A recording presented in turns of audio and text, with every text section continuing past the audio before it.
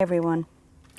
So I am back with another word from Father. This is part 4, and I don't know if there's going to be more, because every time I get to a certain part, he has me come back and he gives me more word. Okay, so earlier today he had shown me 61, which I know that to be Isaiah. Whenever he shows me 61, I know he wants me to be in Isaiah. And because that's the only chapter that's the longest, that has the most chapters in it. So I went to chapter 61, and of course, the word did not match what he's been giving me. And I told him that. I said, 61 is about the acceptable year of the Lord. That's not what you've been giving me. And he goes, turn the page. And so on the next page is chapter 63, which is the day of vengeance. And that word made sense. Sorry, guys, I just had lunch and it was a little spicy, but it wasn't really spicy. It was a little bland. And it's funny because I don't normally share about my food, but okay. So as I was eating my sandwich, because it was a torta, which is a Mexican sandwich made of meat and usually lettuce, tomato. We'll put different things in it, guacamole, and stuff like that. So as I was eating, as I took my first bite, I was like,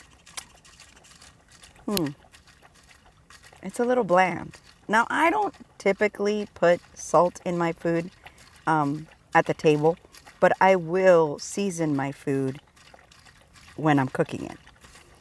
And I tasted it, and I was like, they didn't season it. And God asked me, what's missing? And I'm like, okay, I know I'm the salt of the earth, Father, but I don't have that much salt. And he goes, you're right, the salt is missing from there. And so he had me put some of the hot sauce, because I wasn't going to put the hot sauce in there. And they give you a red and a green sauce. Sorry, guys. And the red sauce was all right, but again, it was a little bland. It had a little bit of salt in it, but not a lot. I didn't try the green sauce because typically they're made out of green tomatoes and tomatillos. I'm not a fan. Anyway, so this was the last piece to the entire word that I've been doing. And I was like, okay, so I'm not everybody's cup of tea. I rub everyone the wrong way. Even God's children, the ones that are following him, the ones who have been obedient, have done the work, have gotten to a place of receiving blessings and are in comfort.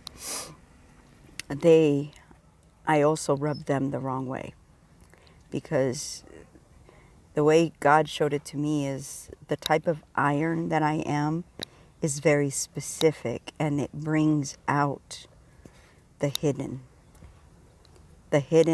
spirits, the ones that make it past the tests and trials and tribulations of the wilderness, or they get attached after the wilderness and the trials and tribulations. It could be because they're settled in, or because this is how it all started. When I was watching a couple of the prophets, I could feel the restlessness in my spirit. I'm like, why am I feeling this way? Like, I normally am very comfortable listening to the words that these prophets give. I don't ever have any issue with them, but I'm feeling something, like something is discomfort for me.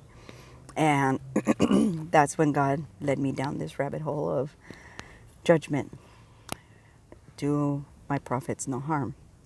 So here goes part 4. So I'm going to read chapter 63 of Isaiah. And I'm going to read the entire verse 1 through 6. Okay? And then we're going to go into what God gave me. The day of vengeance. Who is this that cometh from Edom, with dyed garments from Basra? This that is glorious in his apparel, traveling in the greatness of his strength. I that speak in righteousness, mighty to save.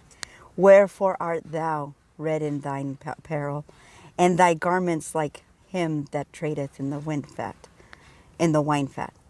I have trodden the winepress alone, and of the people there was none with me.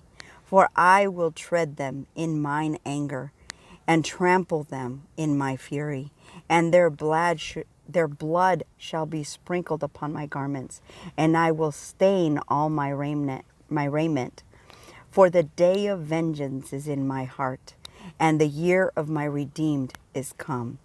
And I looked, and there was none to help, and I wondered that there was none to uphold. Therefore mine own arm brought salvation unto me, and my fury it upheld me. And I will tread down the people in my anger, and make them drunk in my fury, and I will bring down their strength to the earth. And this is what God revealed to me about what he means with these verses. First, he gave me trodden on wine. And he said, when you're stomping on those grapes to put pressure and squeeze the juice, the liquid out. And he says, that is what I had to do with my people, my remnant. I had to squeeze them, and I had to stomp them, and I had to push them, and I had to really squeeze every ounce of juice out of them.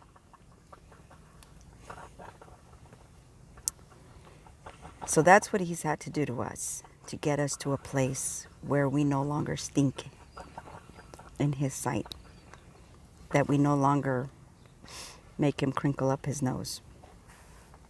Now, the blood splatter that he's talking about is that as he steps on the flesh of these snakes and they begin to squirt their juice, their liquid, unlike his remnant who withstood the pressure, who withstood the pushing and the pulling and passed the trials and the tribulations.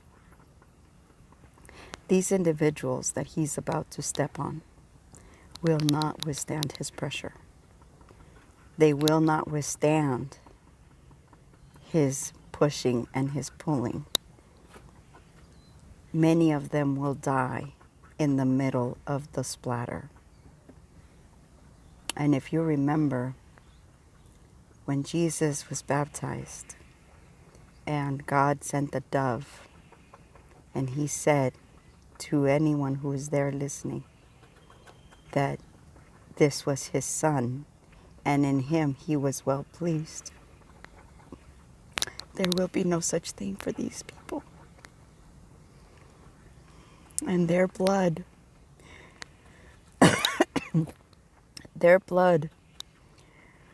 will make his garment red and rich with blood.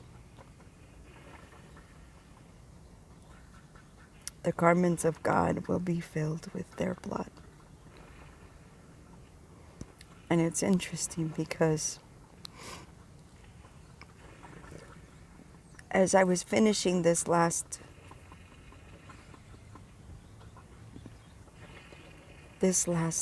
explanation of the red blood, outside my window was what looked like something dangling off the end of a web. And I realized it was alive. And I was like, did it get away from the spider? And God said, look it up. And what came up? So he had me look up a worm with a web-like thread coming out of its butt. And it's called a silk caterpillar worm. And what it does, and for those that live where I live or live in a dry climate or in an area where it's pretty dry, it's not very humid, you will have seen these animals or these insects, but you thought it was a spider that was creating these situations in the branches.